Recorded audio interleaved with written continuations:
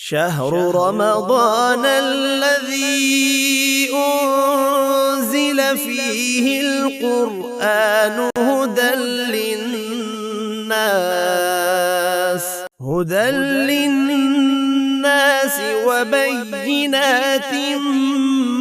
من الهدى والفرقان، فمن شهد منكم الشهر فليصمه، ومن